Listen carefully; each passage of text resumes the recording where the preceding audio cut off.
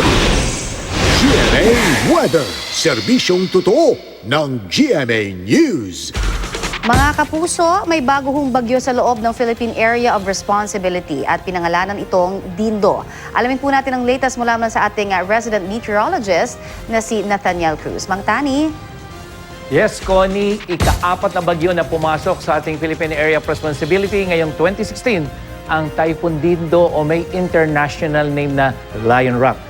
Namata ng Pag-asa ang mata ng bagyong Dindo, mahigit 1,000 kilometro ang layo dyan sa may silangan, hilagang silangan o northeast ng Itbayat, Batanes, dakong alas 10 ng umaga. At napanatili nito ang taglay ng lakas na hangin na umaabot sa 160 km per hour malapit sa gitna at bugso na hanggang 195 km per hour. Inaasahan na kikilos ang nasabing bagyo patimog kanluran o southwest sa bilis lamang na 7 km per hour. Sa pinakahuling forecast track ng Pag-asa nitong madaling araw, kanina alas 2 ng umaga yan, Connie, ay magpapatuloy yung kilos ito na southwest at unti-unti ay kikilos ito pa northeast. So magtatagal itong binabantayan nating bagyo dito sa may northeastern border ng Philippine Area of Responsibility. Hindi ito tatama sa kalupaan, kaya sa ngayon wala itong direktang epekto at wala pong signal na nakataas sa alinmang panig ng ating bansa. Sa ngayon, yung aasahang ulan dito sa Luzon, maraming lugar sa northern at central section na makakaroon sa mga pagulan. Yung nakikita nating kulay pula, yan po yung mga posibleng malalakas sa pagulan, lalong-lalo na dyan sa may northern Luzon. Sa southern Luzon, may mga pagulan din sa mga probinsya ng Mindoro at Palawan at dito sa may Bicol region at ilang bahagi ng Calabarzon. May mga pagulan din sa western section ng Visayas, dyan sa may Antique, Iloilo, at dito sa may Negros region. Maging sa eastern section sa Leyte provinces ay asahan din ng mga pagulan lalo na ngayong hapon. Sa Mindanao, may malalakas sa pagulan sa northern Mindanao, dito sa may Caraga region sa hapon hanggang sa gabihan at may mga pagulan din sa may Zamboanga Peninsula at dyan sa may Sulu Archipelago.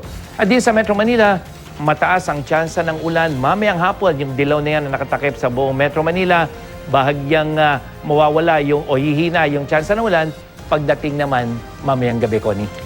Mang Tani, malakas nga ho ba yung monsoon rains na aasahan natin this weekend muli?